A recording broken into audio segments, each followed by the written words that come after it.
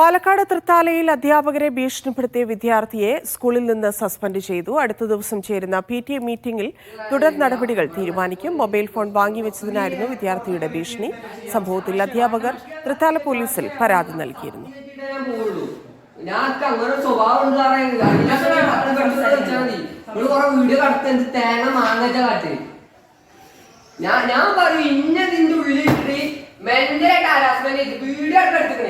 സാറിന് കഴിഞ്ഞ് എവിടെങ്കിലും പുറത്ത് കിട്ടിയ തീർക്കും ഞാന് കൊന്നിട്ട് പറഞ്ഞ കൊന്നിട്ടു.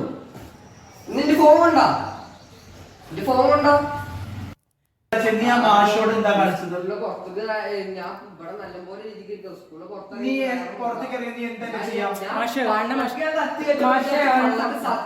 ഞാൻ പോവുള്ളൂ. ഞാൻ അങ്ങനെ സ്വഭാവം വീഡിയോ കടത്ത് എന്ത് തേങ്ങ മാങ്ങച്ച കാട്ട്. ഞാൻ പറയും ഇന്നതിന്റെ ഉള്ളിലിട്ട് മെന്റലായിട്ട് ഹരാസ്മെന്റ് ചെയ്ത് വീഡിയോ എടുത്തിക്കണേ. സാറിന് കഴിഞ്ഞ് എവിടെങ്കിലും പുറത്ത് കിട്ടിയ തീർക്കും ഞാന് കൊന്നിട്ട് പറഞ്ഞ കൊന്നിട്ടു. നിന്റെ ഫോൺ കൊണ്ടോ? എന്റെ ഫോൺ കൊണ്ടോ? പുറത്തേക്ക് ഞാൻ ഇവിടെ നല്ലപോലെ രീതിക്ക് സ്കൂളിൽ നന്ദഗോപാൽ ചേരുന്നു. നന്ദഗോപാൽ, വിവരങ്ങൾ.